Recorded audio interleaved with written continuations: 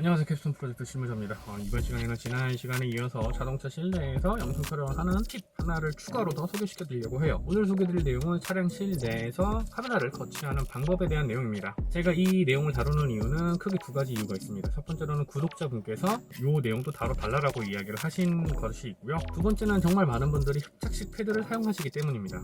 이제 흡착식 패드 같은 경우에는 사실은 저는 추천드리지 않아요. 왜냐하면 흡착식 패드가 불안한 것도 있고요. 그리고 정말 제대로 된 흡착식 패드, 그러니까 영화산업 현장에서 쓰는 그러한 장비들 같은 경우에는 굉장히 고가라서 일반인들이 구매하기는 조금 어려운 부분이 있죠. 그래서 오늘은 그러한 흡착식 패드를 사용하지 않고 카메라를 차량에 거치할 수 있는 방법을 소개시켜 드리려고 하는 거니까요. 이 내용 참고하시면 자동차 실내에서 촬영을 할 때 훨씬 도움이 되실 거라고 생각이 듭니다. 일단 대신에 요거 같은 경우에는 준비물이 필요해요. 첫 번째로는 이런 클램프, 그 다음에 이렇게 꺾이는 로드암, 관절암이죠. 관절암이 필요합니다. 관절암도 크게 두 종류가 있어요. 하나는 이런 보레드 방식의 암이 있고요. 이렇게. 그리고 요거를 조이면 단단히 고정되는 이 방식이 있고, 다른 방식은 이런 식으로 이제 자세하게 보시면 여기 톱니 같은 게 가 있거든요. 이걸로 꽉 조여서 카메라를 단단하게 고정시킬 수 있는 방식이 있습니다. 저는 개인적으로 보레드나 얘나 둘 다 추천을 드리는데, 이 보레드 같은 경우에는 비교적 카메라의 무게가 가벼운 거를 추천을 드려요. 예를 들면 액션캠이라든가 스마트폰, 미니 카메라 이런 것들은 사실 이런 보레드형 관절암으로도 충분히 커버가 가능합니다. 대신에 미러리스나 DSLR, 그 다음에 렌즈의 무게가 무거운, 그러니까 최소한 800g 이상 정도 되는 그러한 장비들을 카메라에 거치를 시킬 적에는 톱니바퀴가 있어서 단단하게 고정이 될 수 있는 그러한 제품으로 구매를 하셔서 차량에다가 거치시키는 걸 추천을 드려요. 일단 준비물은 이렇게 두 가지가 있고요. 그러면 얘를 이제 어디다가 거치시키느냐, 이게 되게 중요한 거잖아요. 제가 이제 그 부분을 설명을 드리도록 할게요. 얘가 카메라라고 생각을 하고 여기다가 거치를 시켜볼게요. 그냥 간단해요. 여기다가 해놓고 원하는 위치에 조여주시면 됩니다. 이렇게 조여주시는데, 조여주실 때 포인트가 있어요. 그 포인트가 뭐냐면은 최대한 바닥에 붙여서 거치를 시켜주셔야 됩니다. 아무리 클램프로 단단하게 조여준다고 하더라도 바닥에 공간이 크게 되면 휴대폰이 아무래도 덜렁거리게 되겠죠. 그만큼 흔들림이 덜해지기 때문에 바닥에 바짝 붙여가지고 설치를 해주시면 되고요. 이렇게 하면 고정이 됐죠. 그리고 그럼에도 불구하고 여기에 공간이 있기 때문에 이런 식으로 덜렁거릴 수가 있어요.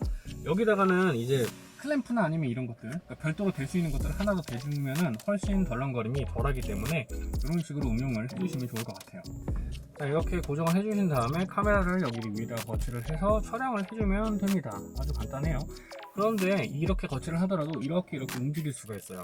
이제 직진을 하거나 후진을 하는 경우에는 버티기는 하지만 코너를 돌거나 할 적에는 이렇게 꺾일 수가 있잖아요. 그래서 별도의 로드암이나 이런 걸 하나를 더 준비를 해서 여기랑 반대쪽 헤드레스트랑 여기랑 클램프를 통해서 연결을 해주시면 조금 더 단단하게 고정을 할 수가 있습니다.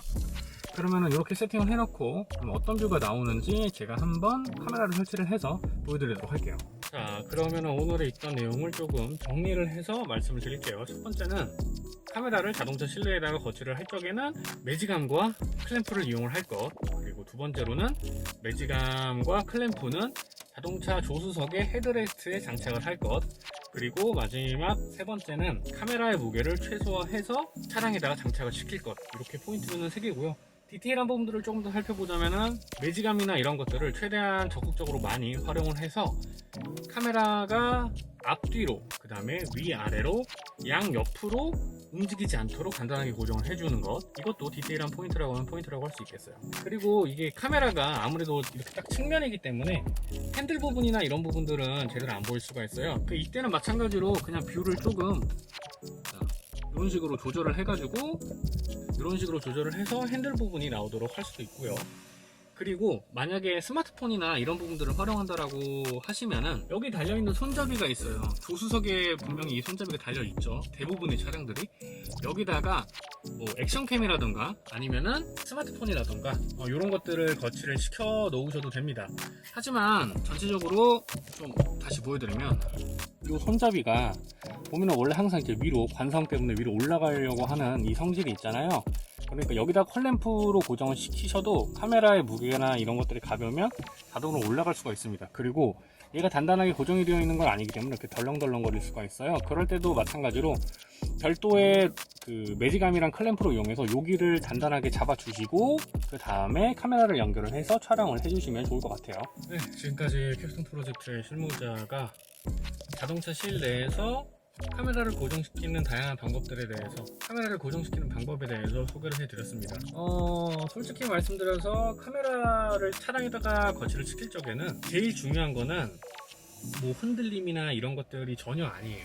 안전 운전에 신경 쓸 수 있도록 카메라가 떨어지거나 이러지 않게 단단하게 고정을 해줄 수 있는 거치 방법이 필요합니다. 그런데 흡착식 패드 같은 경우에는 이게 정말로 고가의 제품이 아니고서야 카메라가 떨어지는 사고가 굉장히 빈번하게 발생합니다. 실제로 유튜브 영상이나 이런 데서 조금만 찾아보셔도 꽤 괜찮다고 정평이 나 있는 흡착식 패드 브랜드들의 제품이 떨어져가지고 카메라가 파손되거나 훼손되는 영상도 보실 수가 있고, 구글에서 검색만 하셔도 그러한 문제로 리뷰나 이런 것들이 올라온 것들도 확인하실 수가 있으실 거예요. 그만큼 흡착식 패드가 편의적인 부분도 있고 운영할 수 있다라는 장점도 있지만, 반대로 안정성이 그만큼 떨어진다는 단점이 제일 크기 때문에 그 단점을 감안하고 흡착식 패드를 쓰기보다는 그냥 매직암, 그 다음에 클램프, 요것들을 가지고 차량 실내에다가 헤드레스트에 거치를 시키는 방법을 훨씬 더 추천을 드립니다. 오늘 영상은 여기까지고요.